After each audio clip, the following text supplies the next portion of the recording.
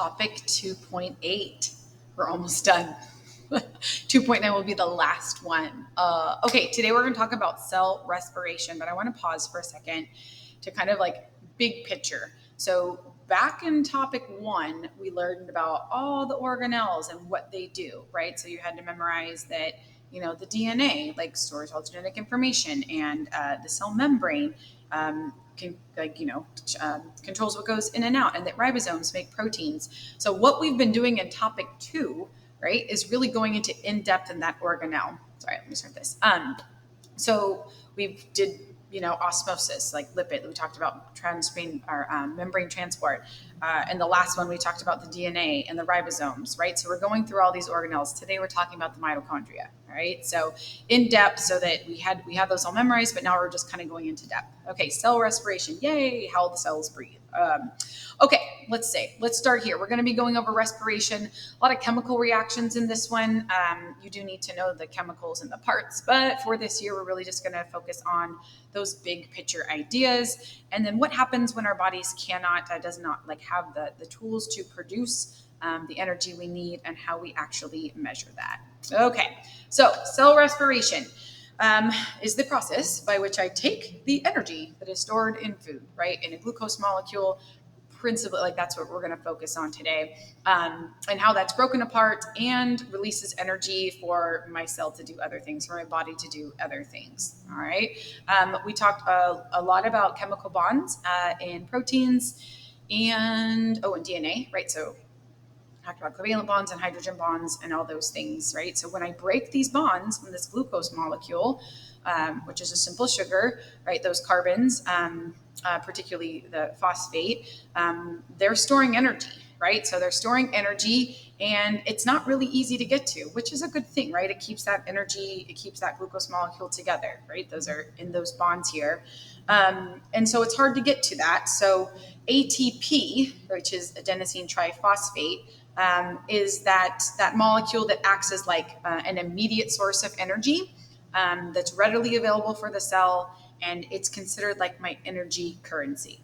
Okay, so I skipped over most of this here, right? So the organic molecules store energy with their chemical bonds, but this energy is not easily accessible. Adenosine triphosphate, that we'll talk about in the next slide here, is a group of phosphates that are together, and they store energy that's really easy for the cell to break down and use. All right.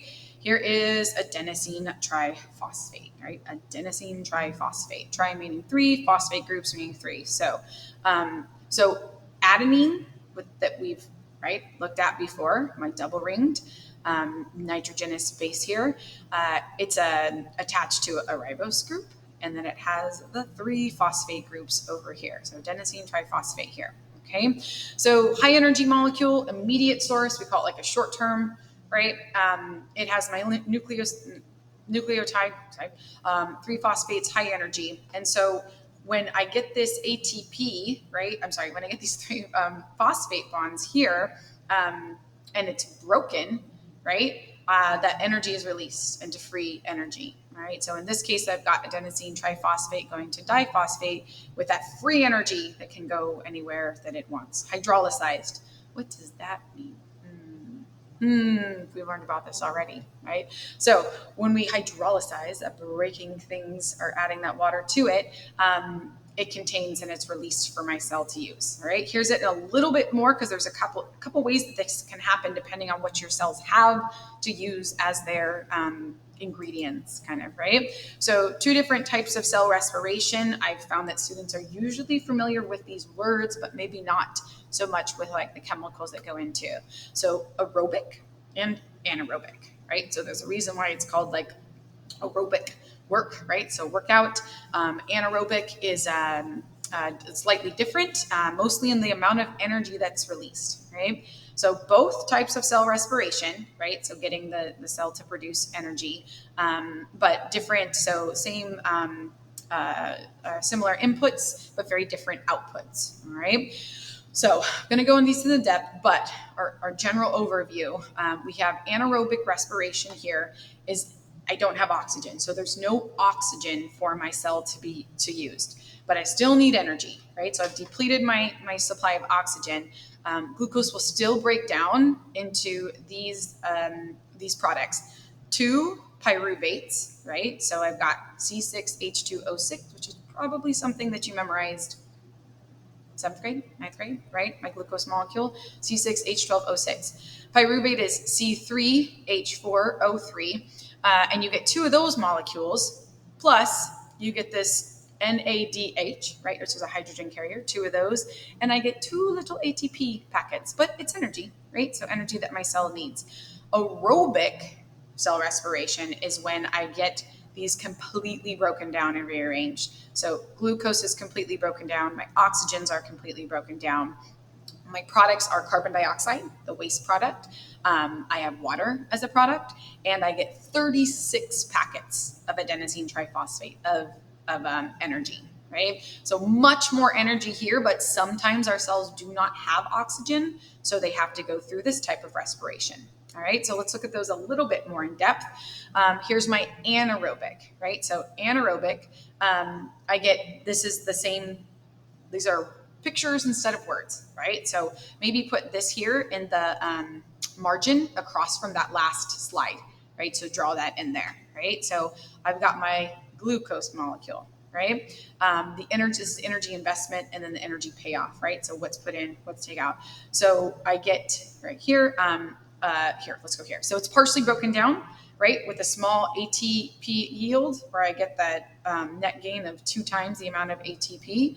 Glycolysis, this happens in the cytosol, right? So it does not happen in the mitochondria right here. And this process of glycolysis, right? The glucose is converted into 2 pyruvates right here. The net gain of 2, right? Going into, coming out of it, and the oxidized carrier, the right here, the NADH is reduced. The NAD plus is reduced to the NADH, right? And that forms 2 of those hydrogen carriers. So if you kind of see like this process here, got my glucose, 2 going in, it's created into this, created into that. So I get too much. Oh, so sorry. The net gain of 2. So it actually takes 2 molecules of ATP, right, to break down the glucose in the without my oxygen, but I get 4 coming out. So there's a net gain of 2 because 2 go in, 4 come out. So we call that the net gain of 2. All right. So there's a little visual of that process. Here is my aerobic respiration. Again, why don't you, what the heck? Oh, what is this here? Oh, sorry. I was trying to figure out why it says anaerobic down here. Okay, so this part right here, right? So aerobic respiration, complete breakdown. I get a net gain again of 36. That was my last one. It requires oxygen and occurs in the mitochondria. So cytosol for anaerobic. Aerobic respiration, I get hydrogen carriers are made in large quantities, right? So the NADH, that's really all you need to know for now, is that they're made in large quantities, right? They're used to produce significant amount of ATP, so the 36. And this process is called oxidative phosphorylation. Phosphorylation, right? So instead of hydrolysis, oxidative, adding like the oxygens, and then I got some phosphorylation coming together. Again, this is the net of 36, and we'll learn about a little bit like the Calvin cycle and how this occurs. But for now, you just need to know the outputs, that anaerobic is a much less effective way to get energy, but that it's important if we don't have oxygen. And my aerobic respiration produces much more energy in mass quantities. Okay, here's my little comparison we just went through. You've got your reactants, your combustion, right? So how it's broken apart, partial versus complete, my energy yield, what it produces, and then where it occurs, right? So being able to compare those two, pause it, write it down, put this in our margins, okay? All right, fermentation. Hold on, there was one I was going to skip. Just a second. Yes, I was skipping that last one and going to this one. So fermentation, on like what your knowledge of it, right? So in animals, fermentation converts that pyruvate into lactic acid. So any athletes are probably, or even just in PE, probably learned about lactic acid. It is the acid that makes your muscles really sore after you work out too hard, right? So when you're pushing yourself, when you're pushing on behind like your normal outputs is when we get the really sore, right? And then after a while it breaks down, it goes away, and then our body gets used to it. So here's why that happens, right? So I've got this my muscles requiring a high level ATP, right? I need more energy than I usually have. Maybe you're weightlifting, maybe you're running really fast, right? So this is strenuous activity for you, and your oxygen supply runs out, right? So the oxygen demanded by your muscles runs out, right? So your body will keep working, it'll keep producing that energy, but as a byproduct, it makes lactic acid. Right? So here's that again, that glycolysis where I've got the glucose going to the pyruvate and that small amount, the two coming out, right? And this pyruvate in my muscles is breaking down into lactate, right? So it's called lactic acid is probably what we've heard about it. And that process is called fermentation. There's other places where fermentation occurs. This is just in animals right here and on the next slide. But it happens when I've run out of supply of oxygens and I have strenuous activity. Okay, here's some other places that fermentation takes place. Oh, sorry, forgot to clear it there. In soy sauce, I like that. And yeast, right? So plants and yeast, we still get fermentation, right? In animals, we get in our muscles. This is actually how it goes from ethanol and carbon dioxide. So that pyruvate is not broken down into lactic acid. It is broken down into my ethanol and then carbon dioxide. Those are the products. So actually, I'll do a demo for you in class, right? Here's some examples of that. So these are the ones in yeast, right? So that they're used. So if you're a baker, there we go, clear the screen. If you're a baker, you use yeast to, make bread for it to, those bubbles, those carbon dioxide that are created, make the bread rise. And then, fermentation is used when making alcohol, right? So beer and wine. In beer, you get that carbon dioxide as a product. In wine, it just makes ethanol. Okay, here we go. Other places where we use fermentation in soy sauce and cheese, yogurts, right? These are all different types of fermentation. In this one, I get lactic acid as a product. Same thing with cheeses and yogurts. Okay, clear. Move on. Go. Clear. Back. There we go. Okay.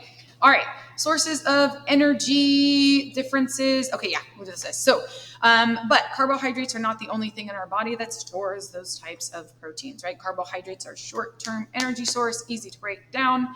So my cell is usually going to require carbohydrates. If you're an athlete that likes to work out a lot, this might be like carving up, right? So if you're going for a long run, you take a lot of carbs because your body needs that to break down. But the other things, the fats and the proteins in your body also store energy, but they're not the first thing that your body likes to break down, right? Because it's harder to, all right? So carbohydrates can be digested aerobically or anaerobically. My triglycerides, my fats, when are broken down, they actually produce twice as much energy, but it requires aerobic digestion and it's a lot more difficult, right? So the energy source, carbohydrates, right? Glycolysis, my triglycerides and my fatty acids, right? This is your key right here. So this is aerobic respiration. This is anaerobic respiration. Okay. And then my proteins can actually be digested, but they have nitrogenous waste, right? Fat is, remember we talked about, because it has all those bonds in there, it stores a lot of energy, but it's also a lot harder to break down, right? It requires that anaerobic. And there we go. Okay. Last thing, how we're going to measure that. So how you could possibly measure the respiration rate. There's a couple different ways involving this fancy apparatus here. But a respirometer is a device that determines the rate either by looking at the oxygen that's being taken up, because remember I need oxygen, or by the carbon dioxide produced, right? So carbon dioxide produced. And here's how that works. So we can look at oxygen change with a manometer.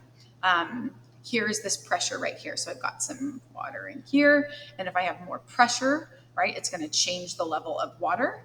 I put equal mass and volume in each, right? So This specimen here is like looking at carbon dioxide, production, or oxygen being taken in, right? Because during cellular respiration, I need oxygen going in, right? That's my O2. I need that, right? And then my product coming out is carbon dioxide. So you can measure either or in this case.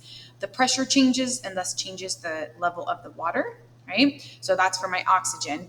For carbon dioxide, I actually see a change in water and it forms carbonic acid. We'll look at that in class. We'll put some bromethyl blue into a test tube and you guys can actually see the formation of that acidic water. Okay, that concludes cellular respiration. Here we go. So in class, we'll go over these topics, make sure we know those chemicals, the things going in, things going out, difference between aerobic and anaerobic, the process of fermentation, and the place where it occurs, the mitochondria. Okay, friends, one more, 2.9 on chloroplast. I'll see you guys soon.